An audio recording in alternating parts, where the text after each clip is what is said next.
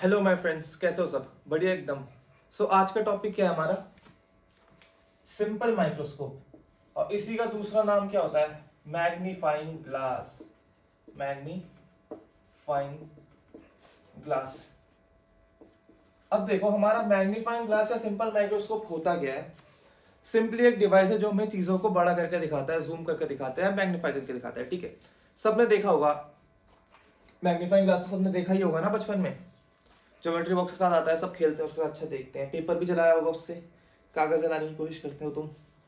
ठीक है, चलो। तो मैग्नीफाइंग ग्लास बेसिकली है क्या? एक डिवाइस है जो हमें चीजों को जूम करके दिखाता है, मैग्नीफाई करके दिखाता है। अब सवाल ये आता है कि मैग्नीफाई ग्लास हम बनाएं कैसे? हाउ टू मेक कैसे बनाओगे तुम? सपोज तुम एक इंजीनियर हो और तुम्हें बोल दिया किसी ने कि चलो मैग्नीफाइंग ग्लास बनाना है। ये तुम्हें पता है कि उसमें लेंस लगता है। अब कौन सा लेंस लगाओगे? क्या कॉनकेव लेंस लगाओगे तुम मैग्नीफाइंग ग्लास में? बताओ मुझे।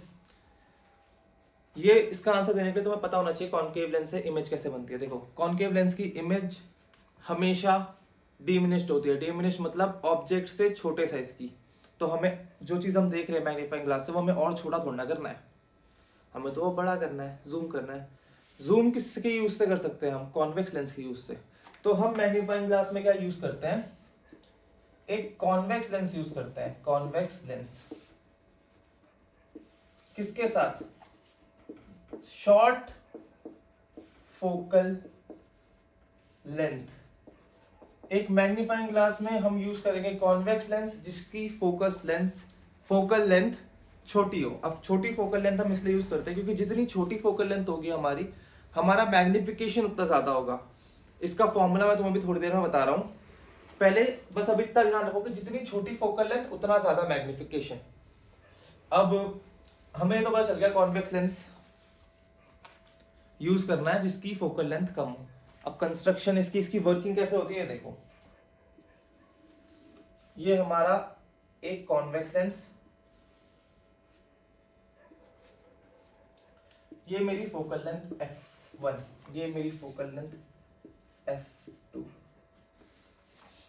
ठीक है, चलो इतनी बात हो गई। अब अगर कॉन्वेक्स लेंस से भी मुझे मैग्नीफाइड इमेज बनानी है तो मेरे को ऑब्जेक्ट f1 और ऑप्टिकल सेंटर के बीच में रखना पड़ेगा।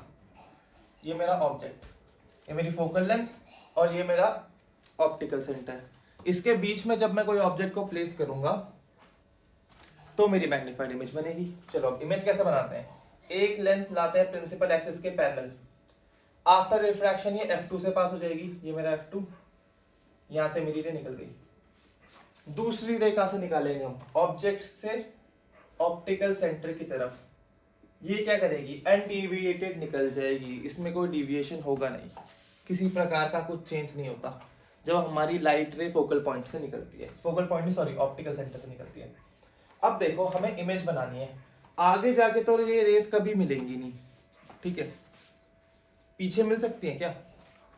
हाँ, पीछे मिल सकती है। हम जबरदस्ती करेंगे, थोड़ा जबरदस्ती, जोर जबरदस्ती करो, सब हो जाता है। ये देखो, इसको पीछे लेके आया, एक्सटेंड करा मैंने पीछे कुछ, सपोज यहां तक कर दिया, ऊपर ज्यादा चली गई है, ऐसे कर दिया। चलो अब इसको करो, ये ऐसे। अब ये मिले कहां पे? इस पॉइंट पे। तो यहीं पे हमारा इमेज बन जाएगा। तो बन गई हमारी इमेज। ऑब्जेक्ट इतू सा था, इमेज इतनी बड़ी बन गई, मैग्नीफाई कर दिया। अब इस इमेज की प्रॉपर्टीज क्या होगी? इमेज की क्या क्या प्रॉपर्टीज होती हैं? पहला तो ये वर्चुअल इमेज है। क्यों? क्योंकि हम रेस को जबरदस्ती पीछे खींच के इंटरसेक्ट करवा रहे हैं। जब हम ऐसा करते हैं तो हमारी जो इमेज बनती है दैट इज वर्चुअल। ठीक है, वर्चुअल। और वर्चुअल इमेज मैंने तुम्हें बता रखा है ऑलवेज इरेक्ट होती है। इरेक्ट मतलब जैसा ऑब्जेक्ट, जिस ओरिएंटेशन में ऑब्जेक्ट, जैसे ऑब्जेक्ट हमारा भी सीधा रखा है, ये एरो ऊपर है, इसका भी एरो ऊपर ही रहेगा। ठीक है, वर्चुअल इमेज हमेशा इरेक्ट होती है और रियल इमेज हमारी इन्वर्टेड होती है। अगर मेरी रियल इमेज बना रहा है कोई लेंस, तो लेंस के थ्रू जब मुझे देखोगे ना तो मैं तुम्हें उल्टा दिखाई दूंगा, मेरे पैर ऊपर सर नीचे। हेलोवीन आने वाला है ना, हेलोवीन का टाइम चल रहा है, आ गया शायद, तो भूत बन जाऊंगा मैं, सर नीचे पैर ऊपर।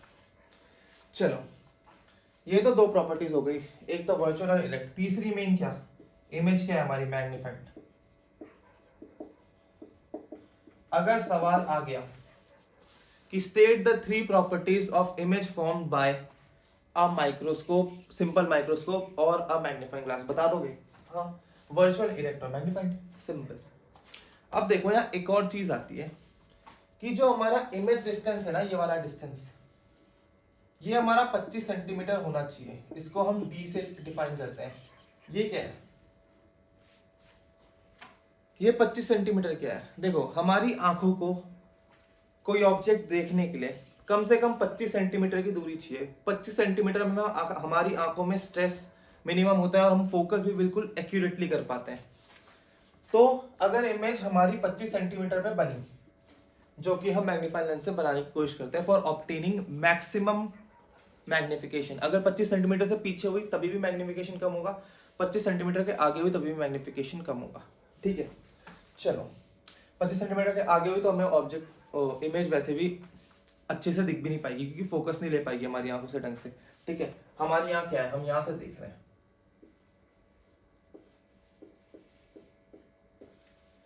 तो जो हमारी इमेज है वो हमारी ऑप्टिकल सेंटर से 25 सेंटीमीटर दूर बननी चाहिए, ताकि हम उसे ढंग से देख पाए और हमें मैग्निफिकेशन भी पूरा पूरा मिले। ठीक है, चलो अब हमें मैग्निफिकेशन मिलता है कितना है, मैग्निफिकेशन, इसका डेरिवेशन तुम्हारे सिलेबस में नहीं है, सिर्फ फॉर्मूला है। मैग्निफिकेशन का फॉर्मूला क्या होता है, ऑफ अ सिंपल माइक्रोस्कोप और मैग्नीफाइंग ग्लास 1 + d/f। यहां देखो ये f अच्छे से नहीं बना मेरा, f यहां देखो 1 भी कांस्टेंट है और d भी कांस्टेंट है, इसकी वैल्यू कितनी है, 25 सेंटीमीटर, 25 सेंटीमीटर। अब अगर मुझे मैग्निफिकेशन बढ़ाना है, मैग्नीफाइंग पावर बढ़ानी है, तो 1 को तो मैं बढ़ा नहीं सकता, इतनी रहेगी, d को मैं बढ़ा नहीं सकता, मैं f को कम करूंगा, देखो तो d बढ़, ये जो टोटल वैल्यू है वो अपने आप कम हो जाएगी।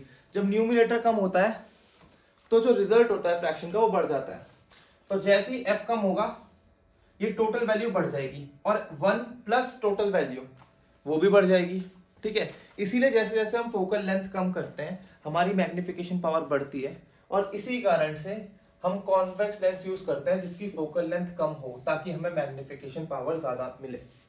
ठीक है, चलो अब इतना ही है इस पे फोकल लेंथ, फोकल लेंथ बोल रहा हूं मैं, सिंपल माइक्रोस्कोप और मैग्नीफाइंग ग्लास में इतना ही है पढ़ने के लिए, इससे ज्यादा तुम्हें कोई नहीं पूछेगा। ठीक है, ज्यादा से ज्यादा क्या पूछ लेगा कि कैसे बनाते हैं, कॉन्वेक्स लेंस यूज करते हैं शॉर्ट फोकल लेंथ वाला, वर्किंग पूछ लेगा कैसे वर्क करता है। देखो फोकस पॉइंट और ऑप्टिकल सेंटर के बीच में ऑब्जेक्ट रखते हैं, पीछे एक वर्चुअल इमेज बनती है, इरेक्ट और मैग्नीफाइड इमेज बनती है। ठीक है, ये भी पूछ सकता है कि कैसे वर्किंग होती है और जो इमेज बनती है उसकी प्रॉपर्टीज क्या है, बस यही पूछ लेगा, इससे ज्यादा नहीं पूछेगा। मैग्निफिकेशन जो फॉर्मूला है ये तुम्हारे सिलेबस में डेरिवेशन नहीं है, उसका न्यूमेरिकल भी नहीं है। तो फोकल लेंथ बोल रहा हूँ मैं फिर से यार। चलो सिंपल माइक्रोस्कोप का इतना ही है तुम्हारे सिलेबस में। थैंक यू फॉर वॉचिंग, और अगर इससे क्वेश्चन आएगा तो जरूर करके आना, क्योंकि तुमने पढ़ लिया ये टॉपिक। चलो bye bye, all the best.